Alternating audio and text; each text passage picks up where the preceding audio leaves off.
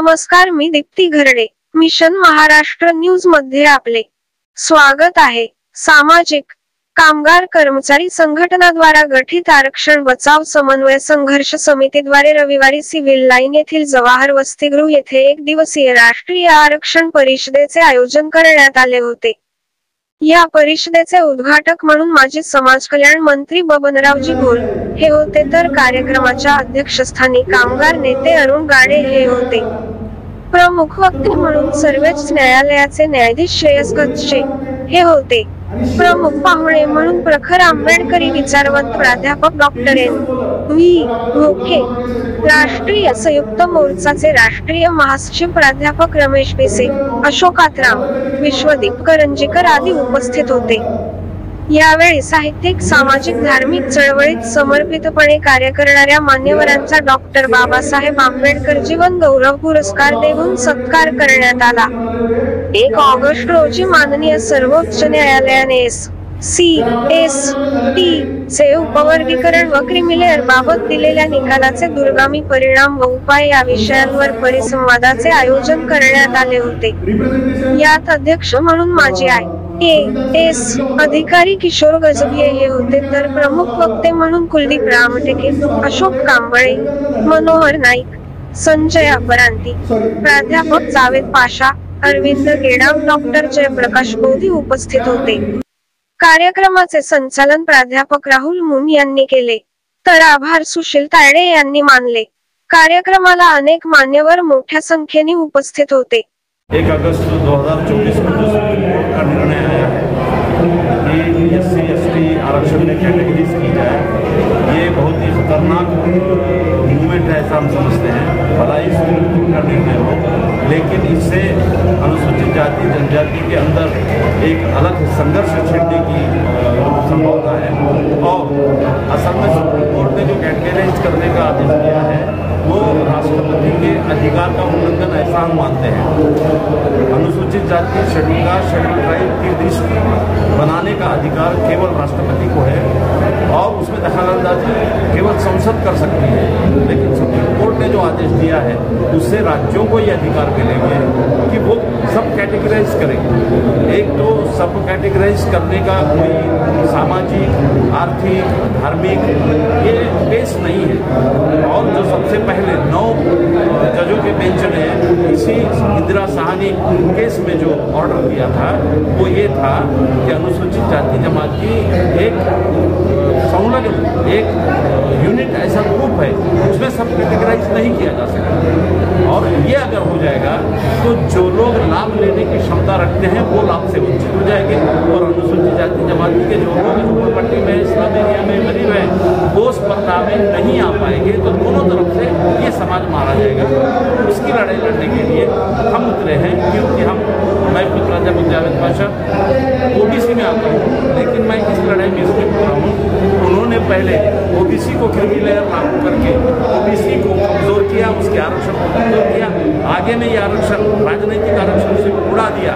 शायद यही दुर्घटना अनुसूचित जाति जमाती के साथ में न हो, इसलिए हम कांधे से कांधा लगाकर इस आंदोलन में आए हुए। इस परिषद में किस मुद्दों को लेकर चर्चा की गई? इस परिषद में सबसे पहला मुद्दा तो यही था कि जो 1 अगस्त को सुप्रीम कोर्ट का आदेश आया है उसका इम्प्लीमेंटेशन न हो, सुप्रीम कोर्ट इस पर पुनर्विचार करे, इसके लिए याचिका भी डाली गई है। जो याचिका करता है वो इस परिषद में मुख्य अतिथि करके आए हुए हैं, उनका भी मार्गदर्शन हुआ। उन्होंने अपने स्पीच में कहा कि सुप्रीम कोर्ट का निर्णय किस तरह गलत है ये हम अपने याचिका के द्वारा सुप्रीम कोर्ट के ध्यान में लाकर देंगे, ताकि सुप्रीम कोर्ट अपने निर्णय पे पुनर्विचार करके सही निर्णय दे। क्योंकि ये कानूनी लड़ाई है, ये 2 तरीके से लड़ी जाएगी। एक तो कानूनी लड़ाई को सुप्रीम कोर्ट में रिट याचिका डालकर पिटीशन डालकर लड़ा जाएगा। दूसरा, इस परिषद का उद्देश्य था कि राजनीतिक तौर पर हम ऐसा संघर्ष या ऐसा संगठन या ऐसा दबाव पैदा करें कि केंद्र शासन भी और राज्य शासन भी इस बात पे कोई पहल न कर पाए और अनुसूचित जाति जमाती के आरक्षण को सब कैटेगराइज में डालकर ध्वस्त करने की कोशिश शुरू न करें। राष्ट्रीय आरक्षण बचाव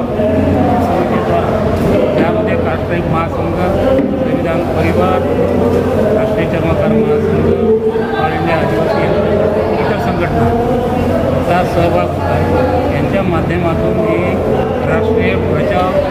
आरक्षण परिषद आज आयोजित केलेली आहे. या परिषदेचे उद्घाटक माननीय आणि मुख्य वक्ता होते सुप्रीम कोर्टाचे वकील माननीय श्रेयस गच्चे साहेब. ह्यामध्ये सर्वात महत्त्वाचं म्हणजे एक आवडता जो निर्णय आहे जे SC/ST वर्गीकरण करण्यात हा अतिशय चुकीचा कायदा सुप्रीम कोर्टाने पाडलेला आहे. त्यांच्या कार्यक्षेत्रात नसलेलं कार्य त्यांनी केलेलं आहे. जो अधिकार संसदेचा आहे तो संसदेचा अधिकार किंवा राष्ट्रपतीचा अधिकार त्यांनी स्वतः घेऊन रेग्युलर लावण्याचा जो प्रयत्न केला आणि अनुसूचित जाती ही जी एक संघ आहे आपल्या संविधानामध्ये शेड्यूल कास्ट 141 मध्ये त्याची तरतूद आहे आणि त्यामध्ये बदल करण्याचा अधिकार पंतप्रधानाच्या किंवा संसदेच्या शिफारशीवर असू शकतो. त्यामध्ये लोक करण्याचा अधिकार सुप्रीम कोर्टाला नाही आणि म्हणून ज्यांना आंदोलन केलं पाहिजे संसदेमध्ये हा सुप्रीम कोर्टाचा निर्णय रद्द केला पाहिजे आणि या SC/ST OBCचं आरक्षण 9व्या सूचीमध्ये संविधानाच्या जर घातलं तर याला कोणाचाही विरोध होणार नाही. मागणी जी आहे तिथे आम्ही केलेली आहे. आमचा पहिला जो पडाव होता तो आम्ही जनता आंदोलन केलं आणि मागासवर्गीय खासदारांना निवेदन नागपुरामध्ये भारत बंदमध्ये आम्ही मोठ्या प्रमाणात सहभाग केला आणि आजची रॅली जी आहे बचाव परिषद आहे ही परिषद जनमानसांमध्ये SC/ST एकता निर्माण करण्यासाठी भाव निर्माण करण्यासाठी जाती जोडो समाज जोडो भारत जोडो या अभियानाअंतर्गत आमचे हे पहिलं पाऊल होतं. दुसरी स्टेप जी आहे आमची पुणे करार दिन 24 सप्टेंबरपासून 3 ऑक्टोबरपर्यंत नागपूर ते मंत्रालय मुंबईवर धडक रॅलीचं आयोजन करण्यात आहे. यामध्ये आम्ही या निर्माण करण्याची परिस्थिती सुप्रीम कोर्टाच्या निर्णयाने आली आहे.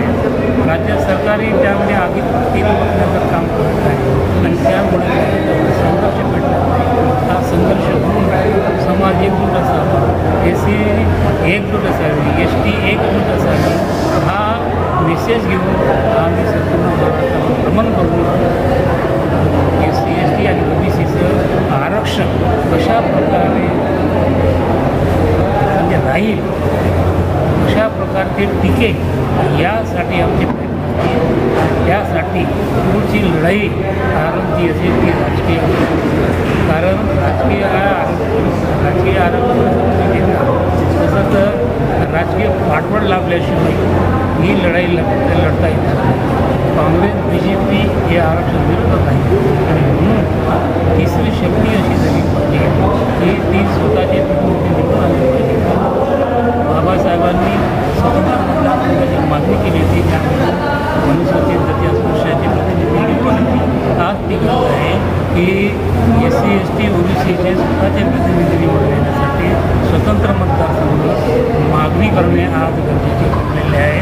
जोपर्यंत तुम्ही संघटितपणे मागणी करणार नाही तोपर्यंत इथे बदल होणार नाही.